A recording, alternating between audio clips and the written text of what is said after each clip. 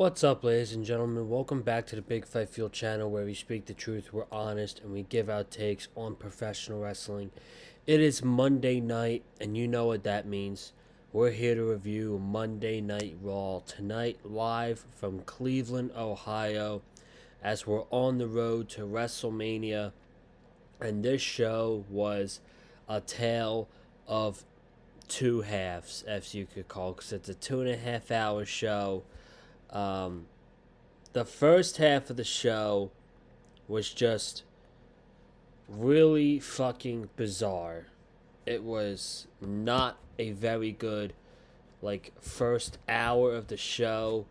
Um I don't know what was going on, but the in-ring quality of that first hour was just so or that first hour 20 minutes was just hilarious in a bad way. Tons of botches, which they happen, but these botches were so funny, and I was dying laughing watching these botches. It's like I had to go back and watch it again, and it fucked up my Netflix. I had to get off Netflix and get back on, and um, all that stuff, and it's just a very bizarre first half of the show. But then we got to the second half of the show. We got to the CM Punk Finn Balor segment, which was just a great segment. And we had that, and we had the main event, which I loved. I loved that main event. I thought that was way better than whatever we got on Friday night, which was a fine match, but it was just way too long. This was a great match. LA Knight, Penta, and Austin Theory was your Elimination Chamber qualifying match. And this match was great. If you haven't already, if you didn't watch it, go out of your way and watch it, man. This was a great match. So shout out to these three guys. I really enjoyed it. So again, like SmackDown, it's a common theme with these TV shows. This was an average show. Like, you had some good moments on Friday, just like you had some good moments tonight. But when there were duds, holy shit, there were some duds. And we will get there, and we will talk about that. But I appreciate you guys joining me. It's a new week. It's a new week. Again, this is the best time of year to be a fan of professional wrestling. So this week, we have Monday Night Raw tonight, obviously. We have AEW Dynamite on Wednesday, as long as Grand Slam predictions. Friday night, we will have SmackDown. And Sunday will be our AEW Grand Slam Australia review, because Saturday is Valentine's Day. And of course, I am taking my girl out on a nice date, on a nice date night. No, I am not going to be sitting in the house watching wrestling on Valentine's Day night. I will be out with my girlfriend having some fun, and I will be watching on Sunday morning, and I will be doing the review probably sometime around 12 o'clock, so I'll get up around 1 o'clock for you guys on Sunday. But without further ado, let's go ahead and get into this Monday Night Raw review. And actually, before I do, go ahead and, speaking of Raw, last week's Monday Night Raw, I was there in Philly. It's the last time I'll be promoting it, so if you haven't already, be sure to go ahead and check out the Monday Night Raw vlog from last week. It will be up in the last 20 seconds of this podcast. So click on that. Don't click on that until we've watched the entirety of this podcast tonight. So, all right, man. Monday Night Raw from Cleveland. It kicked off with Becky Lynch she was supposed to make a big time announcement, and she couldn't because she got so ticked off by seeing the presence of AJ Lee. She just couldn't see this announcement. She couldn't say this announcement. So she storms to the ring. She throws her jacket like an absolute lunatic. She can't even get the words out to her promo until AJ comes out. And AJ's out there and she's skipping down the ring. And Becky, and just like a fucking weird voice, is like, "What are you doing here? What are you doing on my show? I thought I'd gotten rid of you a long time ago." In this weird freaking voice, and AJ's like, "I'm not here for you," and she's like, "Oh, I see what you're trying to do. You're trying to be cute with your smile and your phrases and your looks, and there is nothing cute about AJ Lee. Not your skip, not your eyebrows." So she's basically burying AJ Lee, and she's like, "Oh, Becky, you're saying I'm making your life a living hell. That's a tad dramatic, and this is awful. This is awful. It's not worse than the freaking cringe acting from Becky Lynch in this segment, but AJ's like, "I haven't made your hell. I did beat you at WrestlePalooza," so she's just trying to get under Becky Lynch's skin, and she's like, "Oh, and I did cost you your Intercontinental Championship against Maxine Dupree, and I did beat you at War Games as well." So she's trying to piss her off.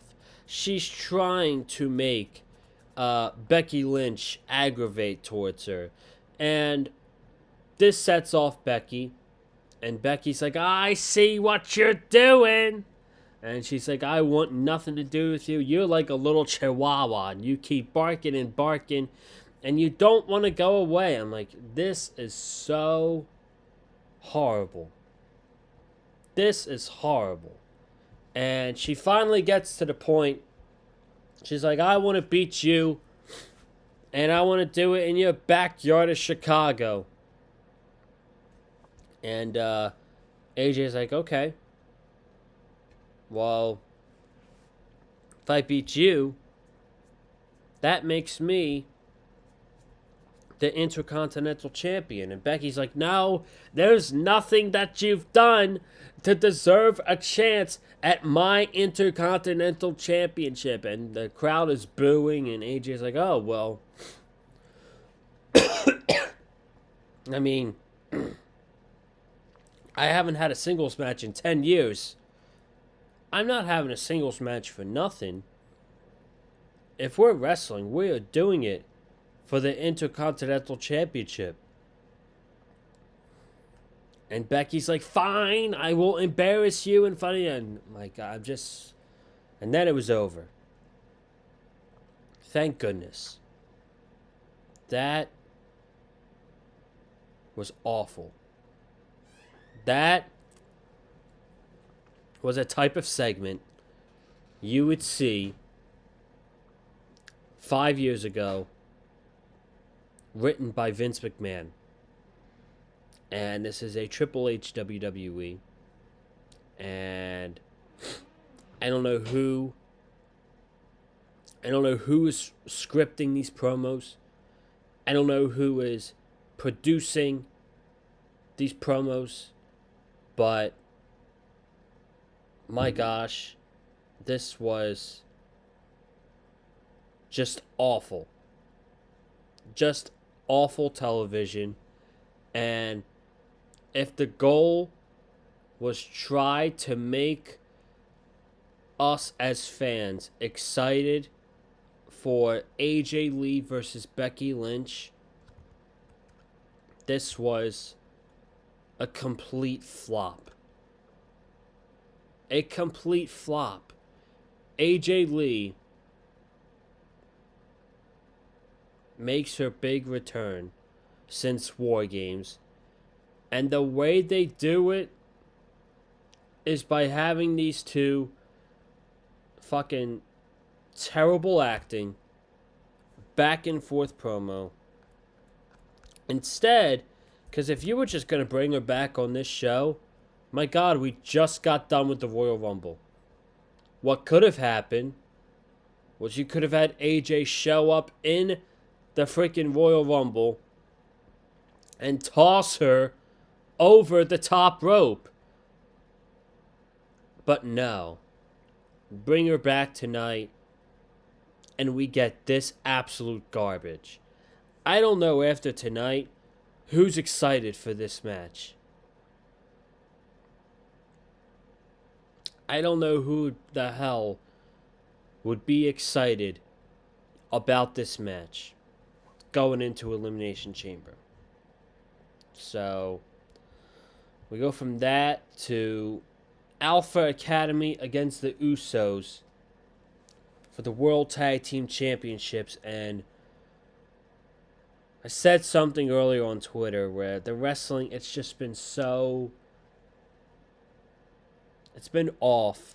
And the Usos were off. And at one point, the Usos were known as the best tag team in the world. And they have massively regressed. Jey Uso, I am wearing a Yeet shirt tonight. Yeet. But my guy Jey Uso is so unwatchable right now. And the Usos are unwatchable. Freaking Akira Tozawa was awesome.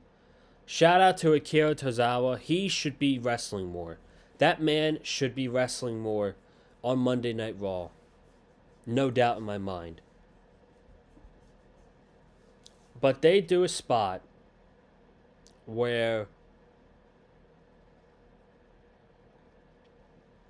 Otis is going for the caterpillar on Jimmy. And Otis made it as easy as possible for Jey Uso to just execute the super kick. He even stayed on his knees for him to execute this super kick. And what happened? Otis is doing the caterpillar. He even stays on his knees for a little bit. And Jey Uso completely whiffs this super kick. Whiffs. Completely misses Otis's face. I was baffled. Baffled. I didn't care what happened the rest of the match. The Usos went on to one. And then they retained the titles, right? They're all celebrating. The Usos are putting over Alpha Academy after the match. And then, this might have been worse. Byron Saxton is asking, we're on the road to WrestleMania. What's next for the Usos? And Jimmy says, what's next for us is for Jey to go back and be main event Jey Uso. Gotta qualify for the Elimination Chamber. Gotta win the Elimination Chamber, Us. And you gotta go all the way and win a world championship at WrestleMania. I'm like, what? They're making Jimmy Uso feel like such a dork, fucking piggybacking off his brother. This was... Who's writing this? Who is writing this? Yeah. Next for the tag team champions is for one half of the tag team champions to go after the world championship. Like, what kind of sense does that make? Like, you wouldn't see the fucking Young Bucks on Dynamite cutting a promo, and Tony Schiavone asks them what's next for the Young Bucks, and Matt Jackson gets on a microphone. You know what's next? Nick needs to go after the world title. Like, what? They're the tag team champions on Monday Night Raw, and they have this freaking clown say, "Yeah, my brother needs to go after the WWE Championship. He needs to qualify for Elimination Chamber." What? Completely baffled by this. Completely fucking baffled. Unbelievable, man. Unbelievable. We had Liv Morgan and Stephanie Vaquer. Stephanie interrupted Liv. Dom and Stephanie did a promo in Spanish. Liv asked Dom what Stephanie's translation was, and Stephanie said that he is a little bitch. And this was whatever. Just another week of dragging on Liv Morgan picking her match at WrestleMania. She said, "I'm not going to rush for you. I'm not going to rush for Jade Cargill. I'm going to take my time with this, and I'll answer it when I'm ready to answer." So it feels like she's not answering her opponent. I would say on the Go Home show, before the Chamber, she has to announce who she's wrestling at WrestleMania so that we know what this Chamber match is for. So we'd probably know it's for the WWE Women's Championship, because she'll probably pick Stephanie Vaquer's title to go after. So that segment is what it is. Then we had our Women's Elimination Chamber qualifying match. Lyra Valkyria, Ivy Nile, and Rhea Ripley. This was rough. This was rough. I don't remember a single thing from this match outside of a couple spots. And it wasn't all bad, but this was rough and sloppy. And Rhea has Lyra Valkyria. I feel like this was Rhea's fault, because I don't know what was supposed to happen, but she had Lyra up on her shoulder like a Tower of Doom spot, and Ivy Nile was going to do a clothesline to the back of Lyra's head on top of Rhea Ripley's shoulders. I have no idea what miscommunication happened here, but Rhea Ripley, she just dropped Lyra Valkyria when Ivy Nile was getting ready to jump. She jumped regardless, and she just jumped through the air. That was a badly timed, executed move, and that was a horrible botch. That was a horrible botch. I had to go back and watch it. It fast-forwarded me 3 minutes back, but luckily I got to watch it again. That must have been some really bad communication, because that was rough. That spot was rough. So that was my main takeaway from that match. So now we are halfway done the show, and Michael Cole is in the ring getting ready to interview CM Punk, and Finn Balor snatches the microphone and he says, "I'm tired of being an afterthought. I laid out the World Heavyweight Champion 2 weeks ago in the middle of this ring, and nobody is talking about it. I left them laying and begging." And he said, "Last week, everybody's saying Roman Reigns, CM Punk." He said, "What about Finn Balor?" And Balor had some words for Roman Reigns. He said, "I'm not going to let Roman Reigns slide in and take advantage of my kill. It wouldn't be the first time Roman Reigns took advantage. I haven't forgotten Roman took advantage of the top rope breaking when I had him beat in the middle of the ring. If anybody doesn't know, that was 5 years ago at Extreme Rules when Finn Balor was the Demon, and they did that stupid spot where the top rope collapsed on Finn Balor when he was going for the coup de grace. Just plain stupid. And CM Punk comes out, and Adam Pearce is pleading him. Don't take this match. Please don't take this match. We have the main event of WrestleMania set. You and Roman. Punk's like, nah. This guy doesn't deserve a shot at the World Heavyweight Championship. This guy deserves an ass whooping. And if he wants it in my backyard of Chicago, I'm going to give it to him. So, Adam Pearce basically had no choice but to make the match. Finn Balor versus CM Punk at Elimination Chamber. Michael Cole would then go on to ask why CM Punk would jeopardize what they're calling one of the greatest matches of WrestleMania history. And he says, because I'm the World Heavyweight Champion. And honestly, it's my job to defend this title every single week here on Monday Night Raw. And as the World Heavyweight Champion, you have to take chances. And even if that jeopardizes opportunities, you have to take them. And he also has a message for Roman Reigns as well. He said, there's one way WrestleMania ends, and that is with my hand raised and the ring announcer saying, and still heavyweight champion of the world, CM Punk. That was great. That was really good. Really good segment with Finn Balor and then the promo on Reigns, and I enjoyed that. I think that was probably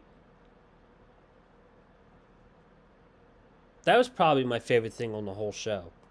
Honestly, that segment was probably my favorite thing on the show. So let's run through these two things before the main event. Natty versus Maxine Dupree ended in a no contest after Natty brawled with Maxine on the outside area. Sharpshooter on the announce table. AJ Lee came out to save Maxine. AJ was carrying Maxine to the back, and she got attacked behind by Becky Lynch. Los Americanos, Rayo and Bravo against Javon Evans and a mystery partner. I thought it was going to be Obafemi. It ended up being the original El Grande Americano. This was a fun match. The crowd was into it. Javon Evans is a freaking stud. If he is not a world heavyweight champion in this company, something is wrong. Something is absolutely wrong. He timed this perfectly, where I think it was Bravo who was going for a headbutt, and Javon Evans jumps from the other side of the ring to hit the OG cutter onto Bravo Americano. So fucking amazing. The camera angle they did it to on top of the ring was so good. It was so good, man. Then he leaps over the top rope to take out Rayo. Original Grande Americano hits a headbutt onto Bravo to get the win for him and Javon Evans. The original Grande and the current El Grande were going at it, trying to rip each other's masks off, and the current El Grande, he bailed. I am digging this feud. I'm digging the dynamic of this feud. The original El Grande Americano is the babyface in America, but in AAA in Mexico, on their Saturday night show in Mexico, he's a heel. He was handcuffing the current El Grande Americano, and the pop that the current El Grande Americano came out to in Mexico was absolutely humongous. So, little nice dynamic. I know a lot of people are saying they should save this match for WrestleMania. Or, no, I'm sorry. Save this match for Triple Mania. But, guys, Triple Mania is not till August. You're telling me you were going to drag this shit out for 6 more months? No chance. No chance at all. They can get this feud for 6 more months. This is happening at WrestleMania. And then the main event, Penta, LA Knight, Austin Theory to get to the Elimination Chamber match. Again, this was a great match. And it got better when the Vision guys came out, Logan Paul and Bronson Reed. Paul was distracting the ref while Bronson Reed went up to the top rope and hit the tsunami splash onto LA Knight. Adam Pearce went and kicked out Logan Paul and Bronson Reed. Austin Theory went for the cover. Penta pulled him out, but Austin Theory took out Penta pretty quickly. Back body drop onto the announce table.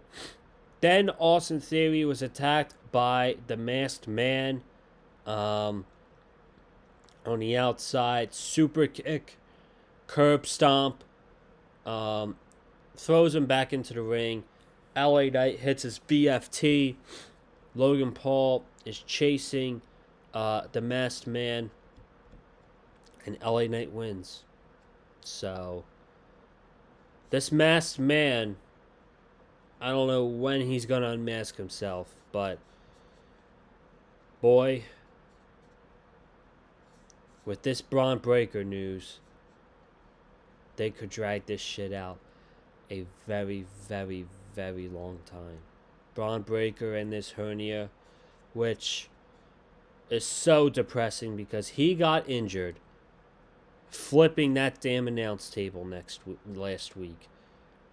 And he came out on Raw and was crashing out and flipped that table.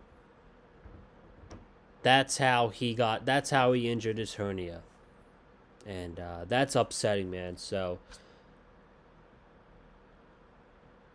not knowing the damage of this hernia, they could be dragging this Masked Man out for weeks.